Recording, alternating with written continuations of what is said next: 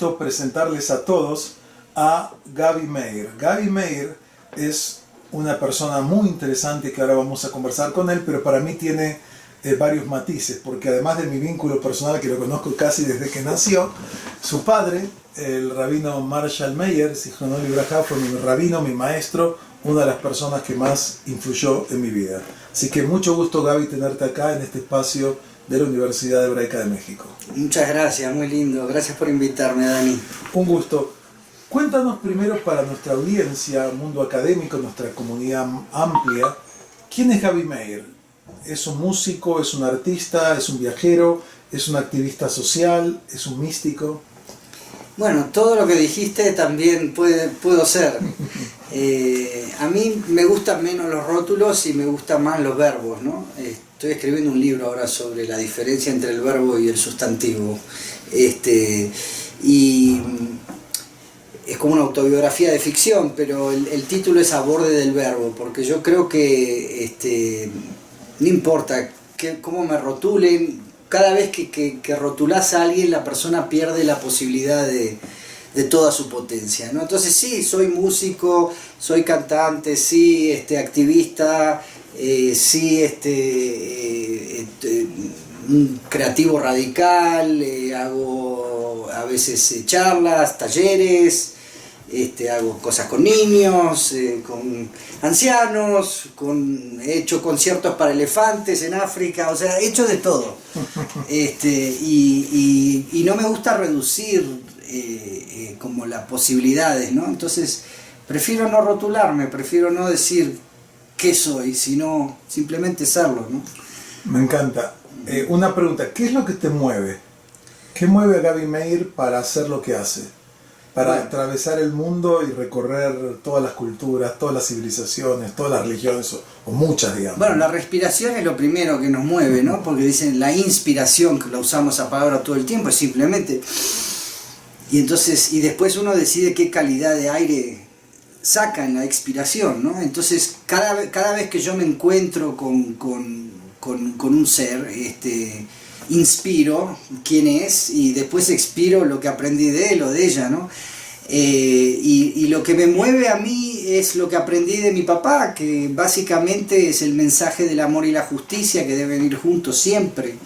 La verdad y el amor, la justicia y la paz, ¿no? Como que es la iniciación que tuvo Abraham con su maestro Melchizedek, ¿no? Que eso no es esotérico, está en la Biblia así exotéricamente, donde se sientan y comen pan y toman vino, y el pan para la Kabbalah es el amor y la paz. La palabra pan, incluso en hebreo lejem, es como la base de la milhamá, de la guerra. Cuando el pan no está repartido bien hay guerra. O sea, cuando el lejem, que es el pan, es la palabra, las letras, la raíz de la palabra guerra, está la palabra pan. Cuando el pan no es repartido correctamente hay guerra. Y la medicina de la guerra es de la misma raíz, de la misma palabra, está el jalom, el sueño, el majol, la danza, y la jemblá, la compasión. Entonces, esos son juegos de palabras que también Rabbi Nachman, el rabino jasídico, usaba, pero más allá de eso, ¿cuál era tu pregunta puntual? Porque ya me fui. No, me encantó tu desvío, Yo me desvío sendero. mucho, porque creo que en los desvíos encontramos cosas que no decimos usualmente. Pero... Me encanta ese enfoque y te quería preguntar al respecto.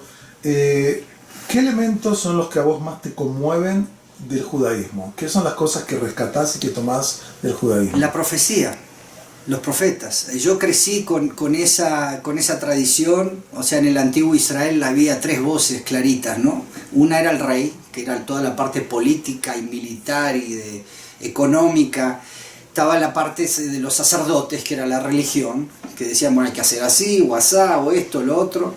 Pero hay una tercera voz, y esa tercera voz es con la que yo nací 7 mesinos, bien rápido me fui de ahí del útero muy cómodo de mi mamá y empaqué así el líquido amniótico y me fui. Pero desde entonces que sí, que esa parte, la voz profética, y la voz profética en hebreo también tiene una raíz muy interesante, porque la palabra profeta, naví, es en plural. Y quiere decir nosotros traeremos. Entonces, ¿qué es lo que esa persona trae en colectivo, trae la conciencia colectiva futura a través de diseñar el presente, ¿no? Él está diseñando el futuro en el presente, porque está escuchando todas las voces de la gente en un futuro y su potencialización. Entonces, para mí, la parte profética, la voz profética de Israel es lo que a mí más me conmueve. Los personajes que a mí más me conmovían eran Eldad y Meidad en la Torá, por ejemplo. Ellos son mis ídolos, o sea, es la gente que se pone a profetizar en el medio del campamento. Ese soy yo, o sea, yo sigo esa tradición. Y cuando Josué, Yoshua le dice a Moisés, ¿qué están haciendo? Y Moisés le dice, pero vos qué tenés celos de ellos, ¿no sabés que un día todo el pueblo va a estar así? Entonces yo siento que esa tradición del Eldad y Meidad, que se sabe tan poco y que nadie habla de ellos, yo creo que soy el único que los reivindica, pero ellos son los dos del 72, del Calpi, ¿no? Ellos son, hay 72 nombres divinos, Ab Sheimot, y ellos son los dos, y dicen, creo que en alguna tradición de la Gadá, que eran hermanos de Moisés, eran los hermanastros. Cuando Amram y Yochebed se separaron, los padres de Moisés tuvieron a Eldad y Meidad, y por eso los defendía también, eran parte de su familia. Pero bueno, estos son personajes que aparecen en la Torá, en el Pentateuco, que nadie casi los conoce, pero a mí sí la voz de Oshea, la voz cuando habla de que vamos a tener un pacto con los animales y con los pájaros y contra la guerra, es como un ecologista profundo hablando ahora en el siglo XXI, es como Joanna Macy, no sé si conocés, pero bueno, una activista ecologista budista maravillosa de 80 y pico años, es como si estuviera hablando ella, y está hablando Oshea, el profeta, ¿no? Y bueno, Amós y los Isaías y la belleza de la acción profética y de ponerse a favor de los oprimidos, y ponerse a favor de las mujeres y de las viudas y de los huérfanos y de los pobres y de los trabajadores y de la gente que no se puede defender, y de los extranjeros, porque en la Torá hablan 36 veces, creo, que ama al extranjero. Es el amor más pronunciado en la Biblia que hay, en el Antiguo Testamento, en nuestra Torá. Entonces, eso no se enseña suficiente, y eso es lo que a mí me conmueve y lo que yo aprendí de mi papá cuando él iba a las cárceles a salvar gente en la dictadura argentina. Mi papá no preguntaba si eran judíos, si eran comunistas, si eran esto, si eran lo otro. Él los salvaba porque eran seres vivos, ¿no? Eran seres humanos, ¿no? Que había que salvar. Entonces, esa parte es la que me conmueve, y esa parte es la que yo trato de rescatar de mis raíces, ¿no? ¿Y qué pasa con el hasidismo y la mística judía? Porque creo que también sí, es otra vertiente. Sí, claro, sí. Bueno, yo soy como un abuelo, me considero como un nieto así espiritual de Heschel, de Buber, que son los maestros de mi papá, ¿no? Nunca los conocí, lamentablemente, pero sí los leí y sí los sentí a través de la acción de mi papá, ¿no? Y como escribe Heschel y como escribe Buber, son dos místicos. O sea, el hecho de que Heschel nunca ha enseñado Kabbalah, pero cuando vos lees y sabés algo de Kabbalah, te das cuenta que sí. A mi viejo nunca le dio por esa beta, y él se me decía, no, vos sos más para ese lado, y estudiar, y bueno, me puse a estudiar el Sefer Abair y el Sefer Yetzirah y todas esas cosas. O sea, yo estudié bastante de eso, y bueno, después con el Rav Zalman y con muchos de sus alumnos que toman como las estructuras, ¿no? de la Kabbalah como para aplicarlo a la realidad de hoy día, ¿no? Básicamente Kabbalah quiere decir recibir, lekabel, ¿no? No es algo que lo podés aprender en los libros tampoco, porque los libros son como mapas, pero el mapa no es el territorio, es como ir a un restaurante y querer comerte el menú. Vas a ver un cartón muy lindo, diseñado, pero no hay nada como comerse un taco, ¿no? Si lo ves en el menú, no es tan rico. Lo mismo como los mapas, hay gente que se conoce el mapa de Australia, de aquí hasta allá, pero nunca estuvo en Australia. Entonces el mapa no es el territorio, el menú no es la comida, y la Kabbalah no son los libros. Incluso el Zohar, que es el libro principal de la Kabbalah, en la introducción dice, hoy voy, el que quiera leer esto literalmente, porque cada letra en hebreo, por ejemplo la Jaf, que es una letra así, esta parte en negro que la escribe el escriba con una pluma sobre el blanco, esta parte negra es como el portón de la letra. La letra entra ahí, hay 600.000 interpretaciones de cada letra, porque había 600.000 personas recibiendo esa Torá. Entonces, cuando hay una revelación, cada uno la recibe en el nivel en que está su alma, ¿no?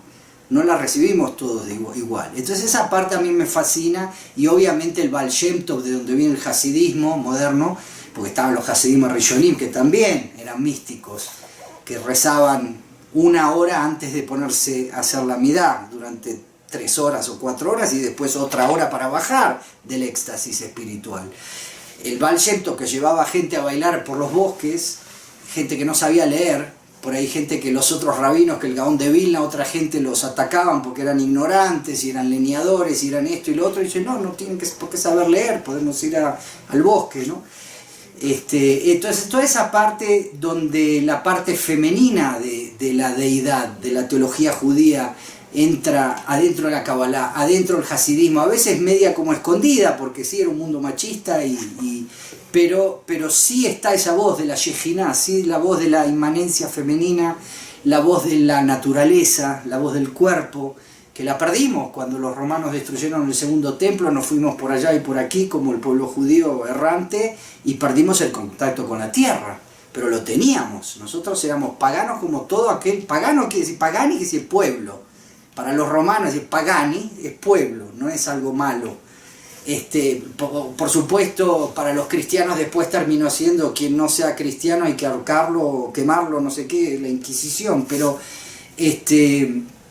yo me conecto con toda esa vertiente que viene de la profecía, donde los músicos eran lo principal. Si lees cualquiera de los profetas, dice Tabiul y Nagán, el profeta Elisha, por ejemplo, dicen, tráeme un músico para que yo pueda profetizar, porque si no había trance, si no había música y danza, los profetas no podían profetizar sin música. Por eso había miles de músicos en el templo de Salomón, por eso venían de África a escuchar esa música, que era maravillosa, cientos de instrumentos, y el éxtasis era parte.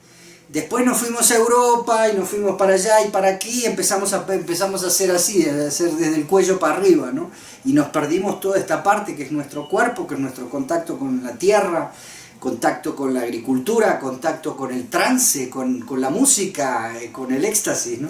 O sea, hablando del tema, podemos ver un video de una actividad por la paz que realizaste en la ciudad de New York hace algunos años. Sí. Me gustaría ver, cuéntanos brevemente, lo vamos a ver. Sí, te cuento el contexto y después, si querés, después de que lo vean, podemos hablar un poco más de cómo es. Pero el contexto fue que sí, fue un evento yo fundé una organización junto con un palestino que se llamaba Sulha Peace Project, que era un proyecto la Sulha es una palabra que viene de los beduinos, que es como una reconciliación aborigen beduina, ¿no? Que se usan 3 tazas de café y una bandera blanca, y los dos que se pelean se juntan en una mediación, y termina con una comida y con darse la mano. Nosotros no hacíamos eso, pero nos inspiramos en eso, como para hacer encuentros, que empezaron en 150 personas y terminaron en 5.000 personas de 5 días, con una cocina donde cocinábamos todos juntos. Había una sección de niños, de mujeres, interreligiosa, músicos a la noche, círculos de escucha que había a la mañana para la parte emocional, a la tarde aprender sobre el hasidismo o sobre el agua en la Cisjordania y derretir la ignorancia. Bueno, este evento fue en Nueva York en el 2008, creo que hicimos, hace más de 10 años, con la participación de músicos de todas las culturas. Había una cantante tibetana, un cantante marroquí, sufi, que habían cantado con Peter Gabriel, ellos le abrían el set a él durante un año. Había un cantante de la India, una cantante iraní, y bueno, todos tocaron sus bandas, y Deborah Winger, la actriz, era la MC, y estaba Coleman Barks, el traductor de Rumi, el gran poeta sufi persa del siglo XIII, que a su vez en ese mismo momento el Zohar salía en España, ¿no? Cuando los sufis, o sea, había una fiesta en la humanidad en el siglo XIII, hay momentos así que pasa eso, ¿no? Y bueno, y en New York ahí nosotros cantamos también, y al final lo que van a ver es el final de todo este día, que fue todo un día, y estamos cantando todos juntos la bendición, una de las plegarias más antiguas del pueblo judío, que viene del templo de Jerusalén, de Salomón, que es Birkat HaKohanim, la bendición de los sacerdotes, ¿no? Bueno, yo diría, vamos a verlo y ahí hablamos un poco más. Come closer, closer, closer. Come on, move for peace. Closer, closer. Put one hand in your heart and another one below your belly button. Hug yourself for a moment. You deserve it. You really deserve it.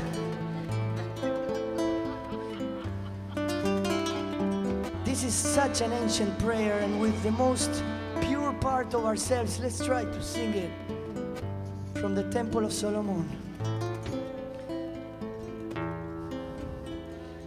יברכך אדוני וישמרך, יאר אדוני פניו אליך, ויחונק יישא אדוני פניו אליך, וישם לך שלום, וישם לך שלום, שלום, שלום, שלום, שלום, שלום, שלום, וישם לך שלום, סלאם, סלאם, סלאם, סלאם, וישם לך סלאם, סלאם.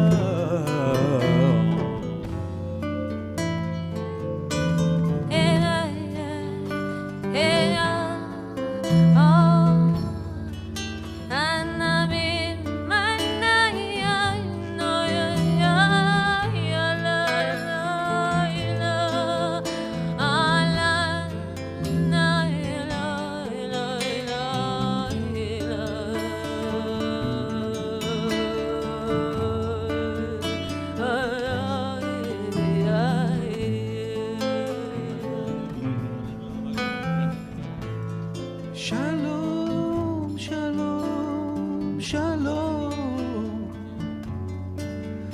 וישם לך שלום,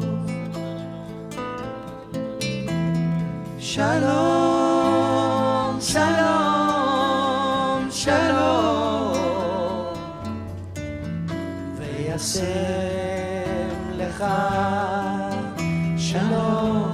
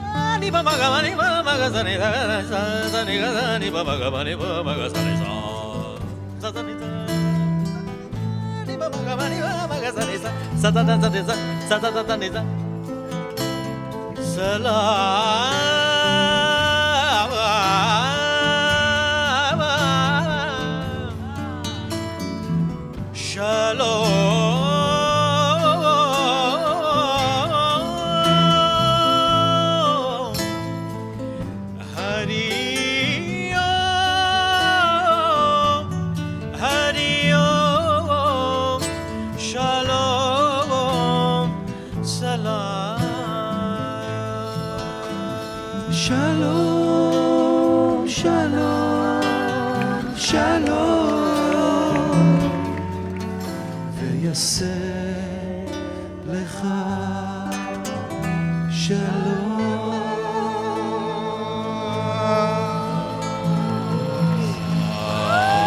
Thank you to all the brothers and sisters who came here, to everyone, singers and clappers and musicians and producers, Walis and Tibetans and Indians and Americans, everyone, women, men, children, everybody that came. Gabriel, ¿qué energía positiva se respiraba? Se siente, la gente está conmovida, que está unida en su diversidad. En este evento se siente este tema, cómo la música puede ser un factor de unión. ¿Qué representa la música para ti? Tú nos hablaste del tema un poco. Sí, la música es como una forma de gobierno muy sana, ¿no? Porque cuando gobierna la música no hay líderes, es como gobierna la armonía. Es una forma de derretir el cerebro, ¿cómo le dicen? El cerebro de reptil que tenemos, ¿no? No sé si vieron El Señor de los Anillos, My Precious. Esa parte que se quiere vengar y que quiere defenderse y atacar.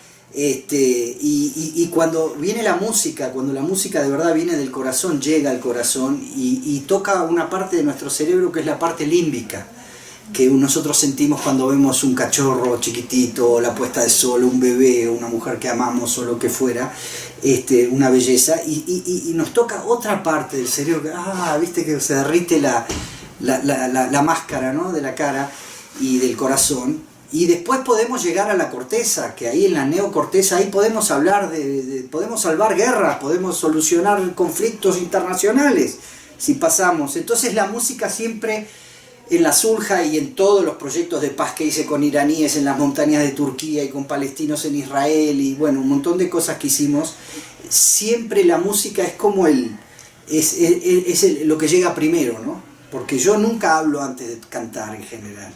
Siempre me gusta cantar y ahí empezar a hablar cuando el corazón ya está un poco más abierto, ¿no? Porque si no hablamos de acá, y yo lo que quiero es hablar para que esto impacte la vida de la gente que me escuche, no solo las ideas, porque no son ideas, estas son experiencias de vida, o sea. Ok, muchas gracias, vamos a seguir, ojalá la próxima vez con otro episodio para preguntarte sobre otros temas acerca de cuál es el sentido del activismo en el mundo actual. Ok.